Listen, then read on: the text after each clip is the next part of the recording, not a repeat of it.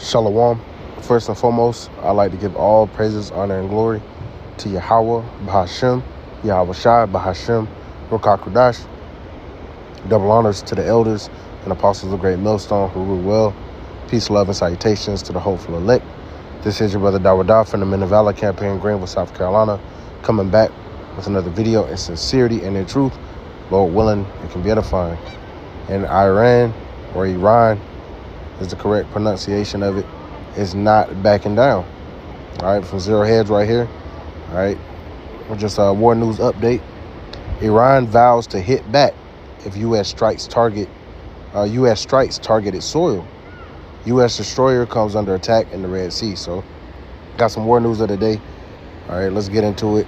You know, I got one precept pretty much to bring out. All right, but we already know wars and rumors of wars.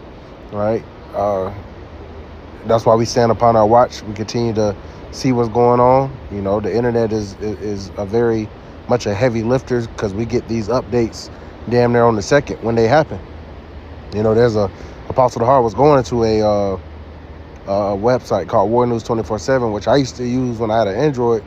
But for some reason, when on the iPhone, it wants you to translate change the language, right? Because it's a Greek website, but you can change it on Android, and they will have different updates on the minute, every day. You know, different movements going on, you know, different attacks, strikes that be going down. So we keep up with all of this, right?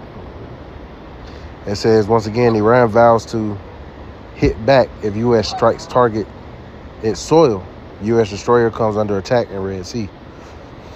So it says, Iran has signaled it is prepared to counterattack in response to any U.S. strike on its soil or asset abroad. And see, this is how real this is getting, because we're at the point now where you're talking about the real possibility of a conflict between Iran and America. To the point where Iran is saying, we're ready, you know? So it's not far-fetched. It says, as the world still awaits the coming White House response to the Sunday drone attack on the American base in Jordan, or Tower 22, which killed 3 U.S. soldiers and wounded over 40. The Guardian reported Tuesday that a warning over red lines has been issued via diplomatic channels. Iran has told the U.S. via intermediaries that if it strikes Iranian soil directly, Tehran will itself hit back at American assets in the Middle East, drawing the two sides into a direct conflict. Okay, and this is what there's another thing that's going to take part as far as the demise and desolation of America, Babylon the Great. All right, America is setting itself up on all these different war fronts, and they're going to be very much stretched thin, creating all of these enemies. And as I did in one of my other videos, one of Iran's, according to Ezekiel, the 38th chapter, one of Iran's major backers, one of their major allies is going to be Russia, which, hey, America's already going to be in a direct conflict with Russia via Russia versus NATO. So this is just another front opening up. It says the Islamic Republic remains on high alert, while in Iraq, one of the main Shia militias in Iraq, which is believed to be responsible for the killing of the Americans, Kataib Hezbollah, announced it is suspending all operations against U.S. troops and bases in Iraq and Syria. We announced the suspension of our military and security operations against the occupation forces, Kataib Hezbollah said in a statement. The group said it was motivated and large because it did not want to cause embarrassment to the Iraqi government. The Iraqi government has lately clarified its stance that it wants to immediately see all U.S. and Western coalitions forces exit the country on a permanent basis. So they want, you know, the West out they fucking land, man, and rightfully so. That shows you America is that whore that sitteth upon many waters, man. You know, they heapeth unto themselves all nations and all people. All right, meddling in the affairs of everybody. It says the announcement was immediately subject of much speculation. Is it a ploy to buy more time? Is it a last-ditch effort toward peace? Is it deception? Most U.S. media pundits looked upon it as meaningless. The U.S. administration's response has essentially been that it's too late, and President Biden has already made the decision Given no attack came in the overnight hours, there's a likelihood it will happen tonight. So, hey, just, they about to respond. Says the Pentagon has indicated it is ignoring the Kataib Hezbollah message and that it won't change the U.S. plans for a major response. Kataib Hezbollah has at no point taken credit for the Tower 22 attack, while U.S. officials have said it has the footprint of the group linked to Iran, and more from Tehran officials. It says, we hear threats coming from U.S. officials. We tell them that they have already tested us, and we now know one another. No threat will be left unanswered, the commander-in-chief of the Iranian Revolutionary Guards Corps, Major General Hossein Salami, said on Wednesday. And remember, a couple years ago, they killed one of Iran's top generals, all right, Soleimani. So you got another guy that's in charge, and he's saying, hey, these threats won't go unchecked, man. It says the enemies have prepared war against Iran in all fields, militarily, economically, in the media, and psychologically. It says, Pentagon spokeswoman Sabrina Singh echoed Biden in placing ultimate responsibility, albeit indirectly, on Iran. In terms of attribution for the attack, we know that this is an Iran-backed militia. It has the footprints of Kataib Hezbollah, but we're not making a final assessment, Singh said at a press briefing. Iran comes to arm and equip these groups to launch these attacks, and we will certainly hold them responsible. So,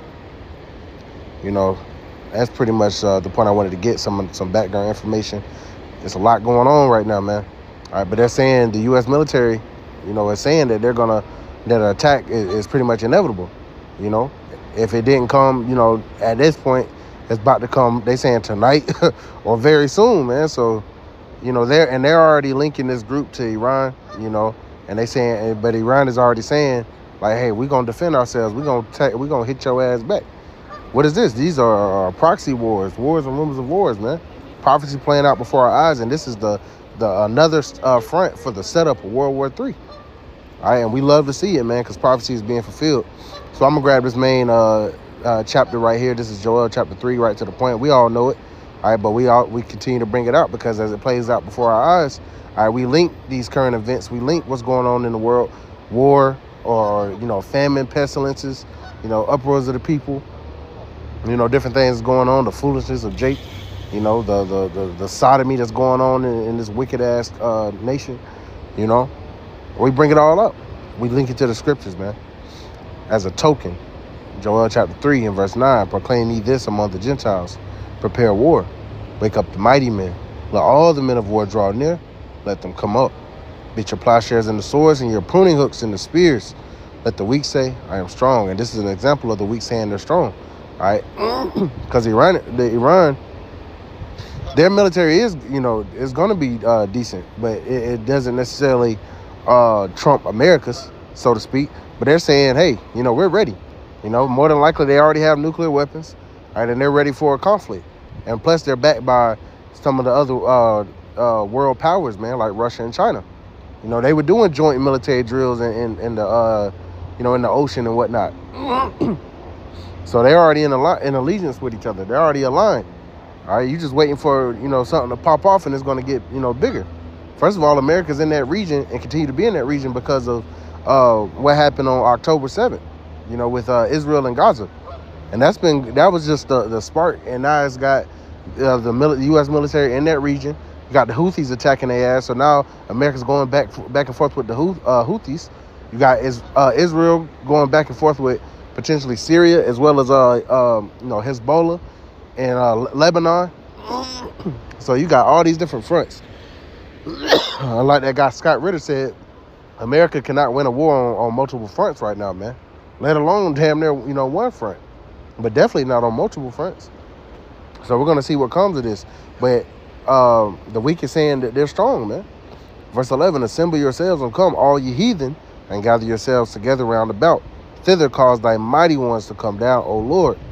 Let the heathen be wakened and come up to the valley of Yahweh Shaphat. For there will I sit to judge all the heathen round about. And the Lord is doing this for our sake, man. The Lord is fulfilling prophecy before our eyes. shortening the days for the elect's sake, man. The Lord is heavily moving in the earth. Only a fool would think that the Lord, has forsaken us, that the Lord isn't moving on our behalf. The Lord is definitely moving. This is evidence of that. The Lord is causing this war to happen for the sake of Zion, man. All right, so we should be amped in the spirit. Verse 13, it says, put ye in the sickle, for the harvest is ripe. Come get ye down, for the press is full. The fats overflow, for their wickedness is great. Multitudes in the valley of decision. For the day of the Lord is near in the valley of decision. And that's coming quickly, man. The day of the Lord draweth nigh, man. All right, we're pumping the spirit. The Lord willing, they go ahead and attack. The Lord willing, they go ahead with the tick for tat, man. All right, we see the prophecy of the MOTB coming to pass right in front of our face. Neuralink, I know brothers been covering. Neuralink has successfully implanted, somebody with the C-hip, man, with the brain C-hip, man. All right, so prophecy is on and popping, man. We don't got long at all, man. So continue to be prayed up. All right, watch as well as pray as always. So, Lord willing, this is edifying. I'm going to give all praises, honor, and glory to Yahweh, Bahashem, Yahushua, Bahashem, Ruach HaKodesh. Double honors to the elders and apostles of Great Millstone who rule well. Peace, love, and salutations to the hopeful elect. Till next time, Shalom.